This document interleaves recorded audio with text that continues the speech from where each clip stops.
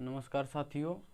आज हम लोग बात करने वाले हैं बौद्ध धर्म में। बौद्ध धर्म एक इतिहास का एक ऐसा टॉपिक है जिसमें हर एग्ज़ाम में एक या दो क्वेश्चन किसी न किसी छोटे बड़े एग्ज़ाम में आते रहते हैं। तो इसलिए बौद्ध धर्म हम लोगों के लिए एक इम्पोर्टेंट टॉपिक हो जाता है। तो बौद्ध धर्म के बारे में अगर पढ़ने से पहले थोड़ा सा हम लोग बात याद कर पाएँ तो बौद्ध जो धर्म था उसके उदय के क्या कारण थे, क्या परिस्थितियां थी, कैसे उदय हुआ और महात्मा बुद्ध ने कैसे कैसे बौद्ध धर्म को आगे बढ़ाया। तो पहले उनका जो शुरुआती क्रम उनसे लेते हैं, उनके जन्म से लेते हैं।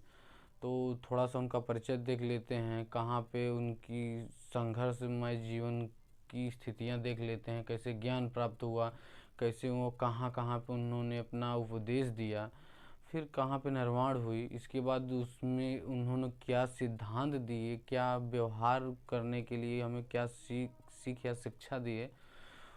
इसके बाद उसकी धाराओं के बाद जैसे उस संप्रदाय उनका कौन था, उनके बाद जो अनुयायी थे उनकी कौन से संप्रदाय थे, तो इन सब भी बात करेंगे हम आज। तो देखते हैं बौद्ध धर्म।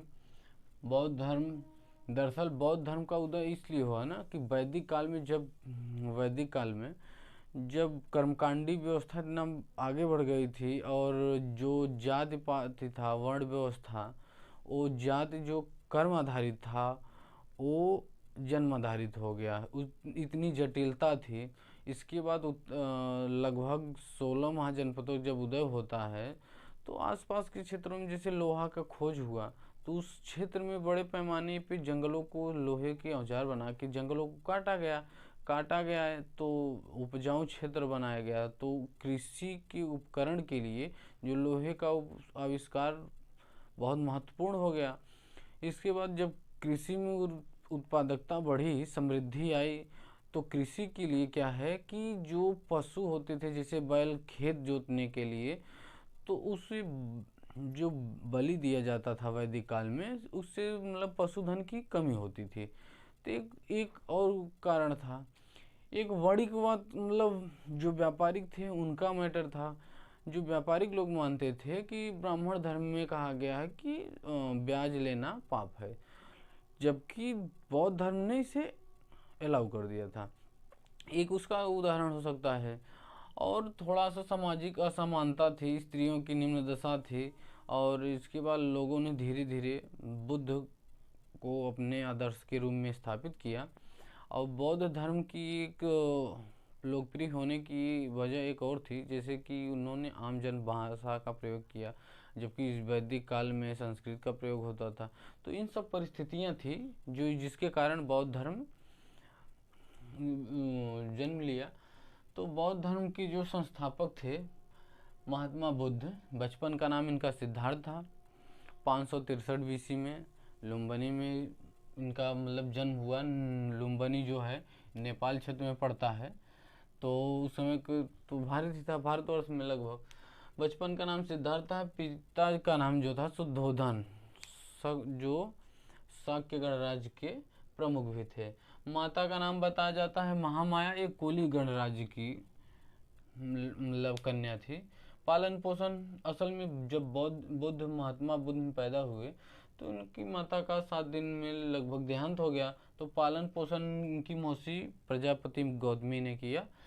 तो इसके बाद जब एक कहानी मतलब होती है कि इनकी माँ ने एक सपना देखा था। तो राजा से बताया कि मैंने एक सपना देखा कि एक हिमालय पर्वत पे कि हाथी अपने सूंड में कमल का पुष्प लिए हुए मेरी ओर आ रही है। तो राजा ने सुबह अनाउंस कर दिया कि रानी ने ऐसा ऐसा सपना देखा, तो इसका क्या निष्कर्ष निकाला जाए। तो एक ऋषि बताएं कि ऐसा है, इसके भाग्य में लिखा है कि या तो ये बहुत बड़ा राजा बनेगा या बहुत बड़ा सम्राट सन्यासी बनेगा। तो राजा डर गए। तो उन्होंने अपने महल में ऐसा ही इंतजाम किया कि इन्हें बाहर निकलना ना पड़े और हर चीज़ से मतलब दूर रखा गया इनको, ताकि ये सन्यासी न बन पाए। लेकिन वही होता है जो मतलब उन्हें लगा। तो फिर इसके बाद उनका जो शादी होता है यशोधरा से होता है और एक पुत्र की प्राप्ति होती है जिसे राहुल कहते हैं। इसके बाद बुद्ध ने, कहा जाता है कि एक बार घूमने के लिए अपने चन्ना के साथ, मतलब सारथी था उनका और घोड़े का नाम चेतक बताया जाता है, कि एक बार ये नगर में अपना घूमने के लिए निकले तो उन्हें 4 दृश्य दिखा। तो 4 दृश्य दिखा, मतलब पहले में वृद्ध आदमी देखे, फिर एक सन्यासी देखे और एक जैसे मृत व्यक्ति देखे।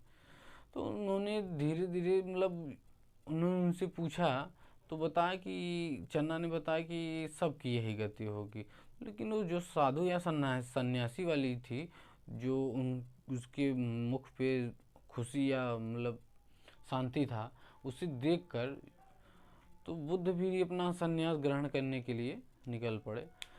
तो उन्होंने 29 वर्ष की आयु में घर त्याग दिया। और इस जो घर त्यागने की घटना है इसे महाभिनिष्क्रमण कहते हैं। ये कभी कभी एग्जाम में पूछता है महाभिनिष्क्रमण क्या है। तो उन्होंने वैशाली में आया, फिर अलार कलाम जो सांख्य दर्शन के गुरु थे, उन्होंने उनसे शिक्षा लिया, लेकिन उन्हें ज्ञान की प्राप्ति नहीं हुई। इसके बाद राजगृह आए रुद्रक रामपुत्र, एक सन्यासी थे जो योग का दर्शन या योग दर्शन का शिक्षा दे रहे थे। तो इसके बाद उनसे फिर धीरे, इसके बाद वो उरुग्वेला निरंजना नदी के पास आए, वहाँ 5 ब्राह्मणों के साथ मतलब अपना संन्यास आसन ग्रहण किया। इसके बाद जब उपवास रखा, बिना खाए पिए जब रहें, तो फिर चक्कर खा के गिर गए यानी। इसके बाद देखा, फिर सुजाता नाम जब उठे तो इन्हें देखा कि एक लड़की खीर खिला रही थी, तो सुजाता उनका नाम बताया जाता है। तो उन्होंने त्याग दिया कि हम कठिन तपस्या नहीं करेंगे, बल्कि हम माध्यमिक मार्ग रास्ता अपनाएंगे। इसके बाद उन्होंने पीपल पेड़ के नीचे समाधि लगाया, यहीं गया में। तो गया में ही बुद्ध पूर्णिमा के दिन ज्ञान प्राप्त हुआ 6 वर्ष की आयु में। हाँ, कभी कभी नदी जो था निरंजना नदी, पुनपुन नदी, तो उस का चर्चा मिलता है। तो यानी वही नदी के पास में पीपल यानी बोधि वृक्ष के नीचे इन्हें ज्ञान की प्राप्ति हुई। ठीक, ज्ञान प्राप्ति हुई। इसके बाद इन्होंने क्या किया कि अपना पहला उपदेश सारनाथ ऋषि पत्नम यानी सारनाथ में दिया 5 ब्राह्मणों को। कहा जाता है कि पहले मतलब उन्होंने 2 जैसे बंजारे या शूद्रों को दिया था, जिसका नाम तपस्वी व भल्लुक बताया जाता है।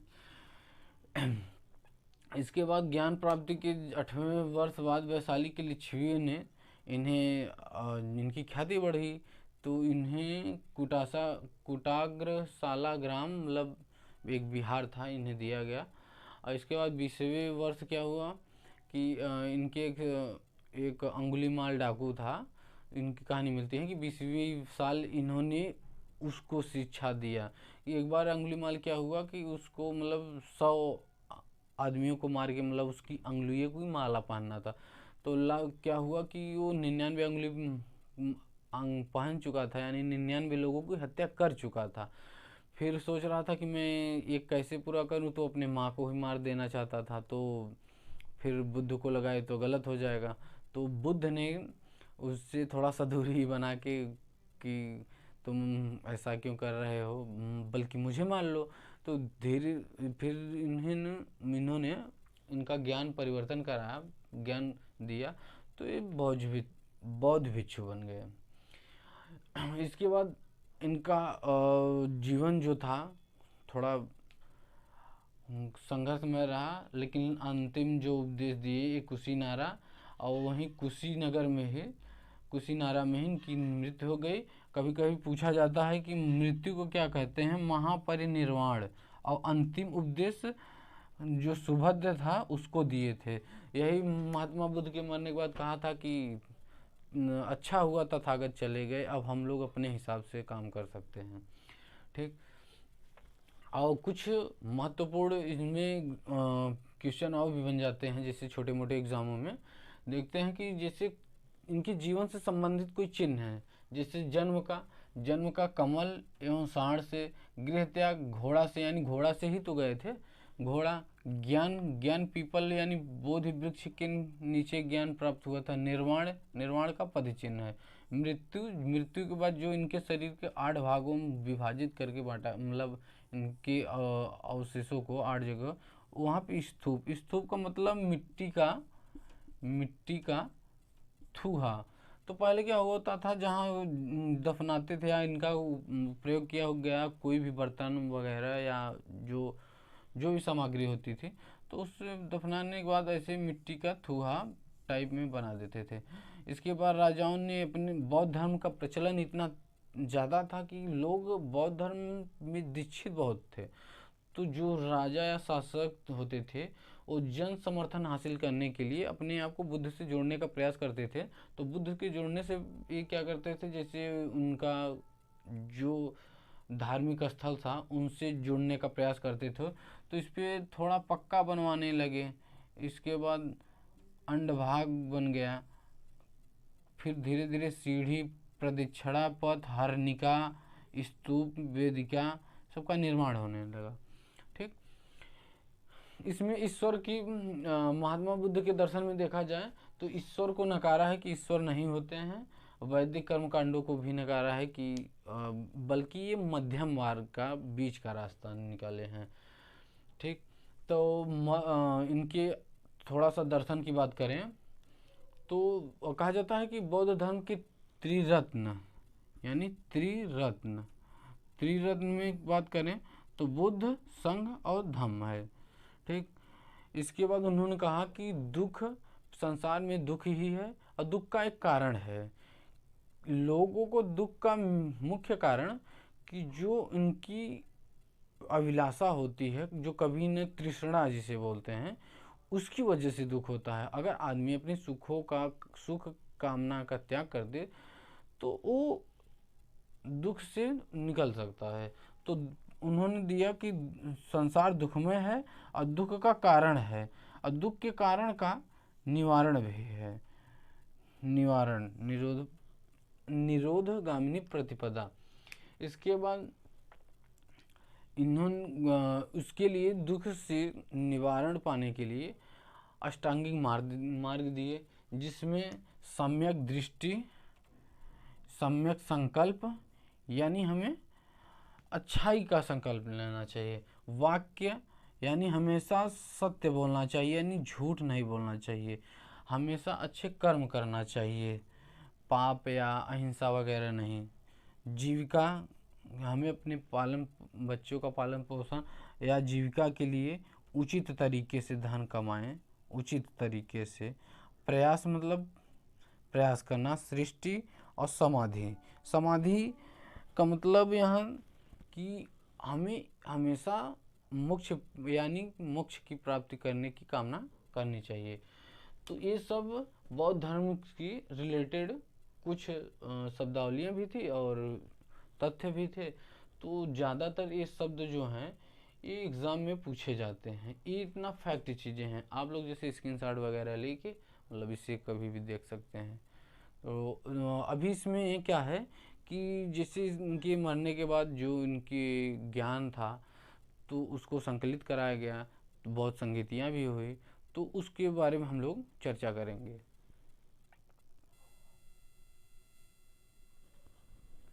चलिए देखते हैं कि बौद्ध की महापरिनिर्वाण के बाद कौन सी, जैसे 4 बौद्ध संगीतियाँ हुई थी, तो 4 बौद्ध संगीतियों से भी प्रश्न पूछे जाते हैं और इम्पोर्टेंट रहते हैं, तो उसको भी पढ़ना है। तो जैसे प्रथम बौद्ध संगीति, ठीक, ये कब से कब हुई थी, तो जब बौद्ध की मृत्यु, भगवान बुद्ध की मृत्यु जब हुई थी तो 483 में। ये कहाँ पे हुई थी, राजगृह। उस समय अध्यक्ष महाकश्यप और शासक था अजात शत्रु। ठीक, इसमें क्या हुआ था, इसके बाद इधर से थोड़ा लिखें।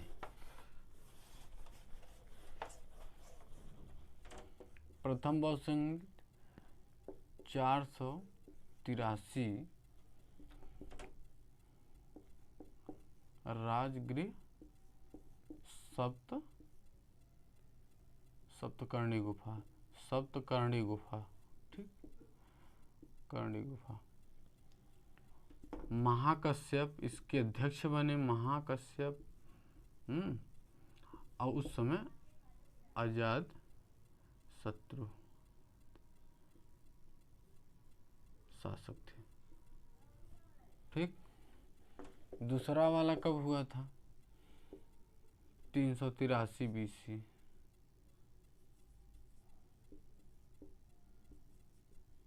ये कहाँ हुआ था?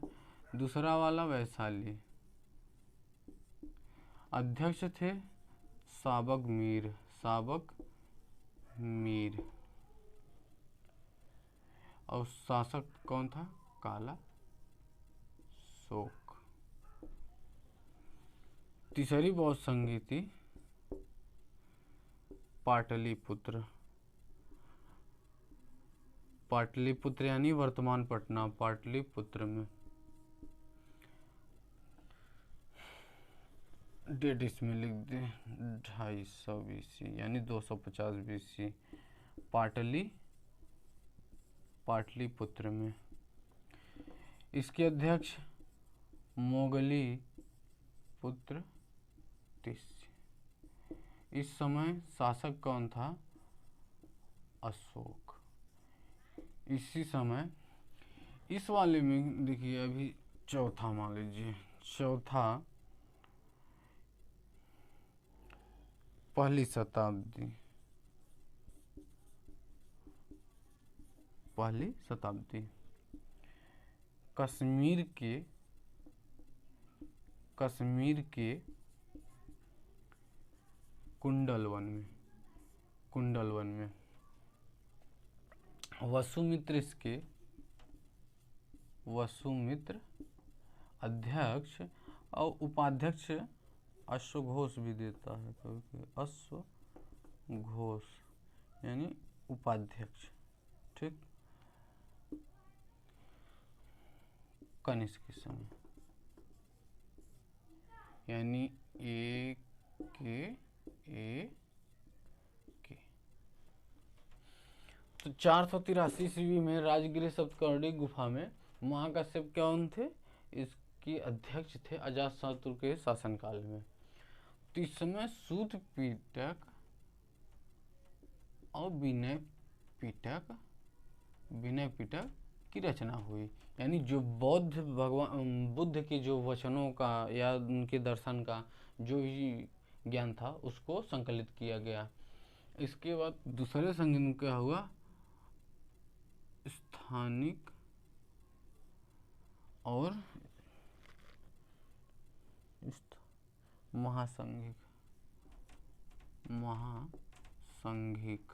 महासंघिक में बढ़ गए। इसमें तीसरी वाली बौद्ध संगीति में मोगली पुत्र तिस्य अशोक के समय, और इसमें कनिष्क वाले में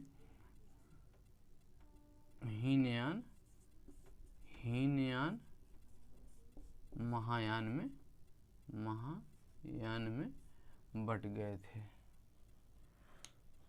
और इसमें अभिधम पिटक इसका संकलन हुआ था। तो ये चारों बौद्ध संगीतियाँ हैं। तो इसको अगर आप लोग याद कर लेंगे तो एक दो क्वेश्चन हो सकता है कि मिल जाए। तो ये बौद्ध धर्म का पूरा एक दर्शन, एक छोटा सा समरी हमने दिया है और प्रयास किया है कि जितने भी आने वाले एग्ज़ाम में इससे जो भी क्वेश्चन बने तो आप लोग कर पाएँ, यही उम्मीद है। चलते हैं फिर, नमस्कार।